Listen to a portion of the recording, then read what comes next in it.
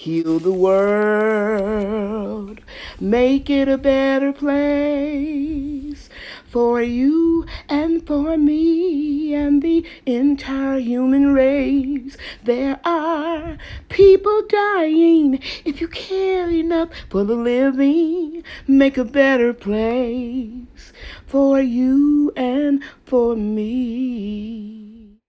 Hey everybody, Lady Cheryl here. Welcome to my Organic Food Forest channel.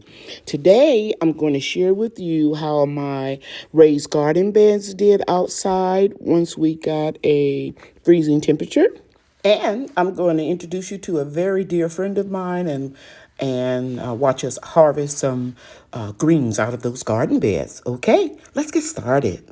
Okay, gardeners, it is Tuesday, December the 1st. It is 8 o'clock in the morning, and it is 29 degrees. And I want you to take a look, and you can see the frost. And go closer. You can see the frost. Heavy accumulation of frost. Real pretty right here. Beautiful. On these garden beds. Oh, this is gorgeous. Oh, look how pretty that is. I love to see the frost early in the morning on my greens. And now I'm going to pan over here and let you see that those boxes back there, and over here with the beets. I hope I'm not going too fast. With the beets and the spinach. And you can see the sun is coming up. You can see the sun coming up through the trees. Let me get my finger in focus. Right there, that's a year-old Swiss chard. And strawberries over here have a lot of frost on them, but it's okay. The only thing that will be damaged is the marigolds and the zinnias. Marigolds, where they go? Right in here. And the zinnias over there. But everything else is going to snap back. I will come out probably around 11 while Bria is on her lunch break, and I'll show you how they will snap back. No cover whatsoever.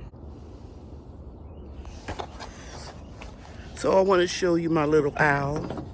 People gift them to me. I found these two myself on sale at Amazon, but it's identical to the one over there and very similar to that one over there that somebody gave me. And I was thinking, usually what I do is, to keep them from falling over, I take the plug out right here and I fill it in with sand and then put this cap back on it. But I'm gonna try something different. You see those posts, those steel posts that I use to clip shade cloth on when it's real hot here? I'm going to just put them here and see if they will stay. Because you have to lift that up to take it off. And I guess I'll put one right over there where that Satsuma magnolia tree is. Okie dokie. Hey everybody. It's Saturday morning. I'm here with my very, very good friend, Miss Beverly, retired school teacher. I've been doing her hair, guys, since 1992. Praise the Lord. And just gave her a little style and offered her some of these greens. So we're going to pick some of them out.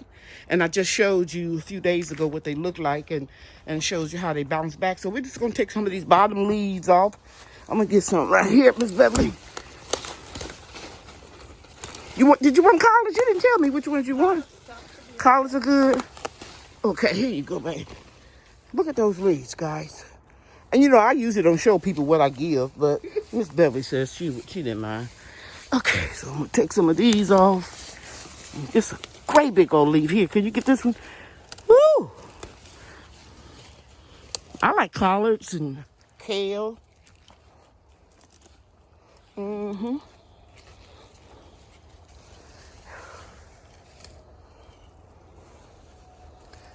And there's a lot of them down there.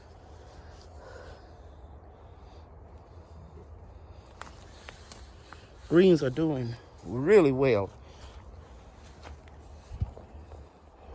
My battery running a little low.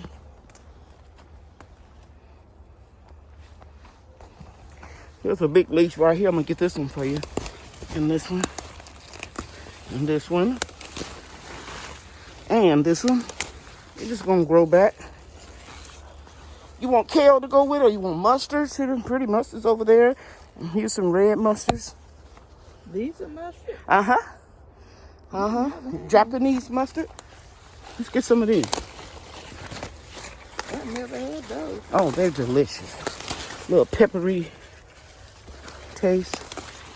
What are you gonna cook with your greens? I'm gonna cook some, I have some turkey legs. Cool. These are nice ones. And then I'm gonna put some, look, then gonna give me some candy yams. Candy yams? Oh, yeah. You still got some sweet potatoes we gave you? Okay, I'm going to walk around this other side and get these pretty mustards. Senior citizens got to stick together. Miss Beverly just bought me some grapes this morning, and that bubbly water I told you all I like to drink. She's always bringing me something. I try to pay her, and she popped my hand and say, "Don't stop your blessing." Remind me, my mom used to say that. Beverly not old enough to be my mama, but that's what my mom used to say. Yeah. Too. Don't block your blessings, cause I guess that's where we got it from. Yeah, from my parents, because she said, if God bless you with small blessings and you turn them down, He's not gonna give you a big one. So I don't turn down my blessings. These are pretty, huh? That's enough. I'm gonna give you these three right here to give you some the green mustards. Mix them. Okay, everybody. Miss Beverly does never hardly get anything from me. I have to force it to her, same way she do me.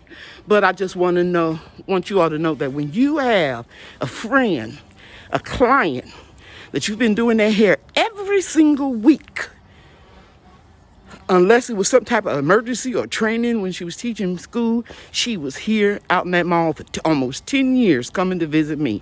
When you get older, you value friendships like that because people will be closer to you than your own family members.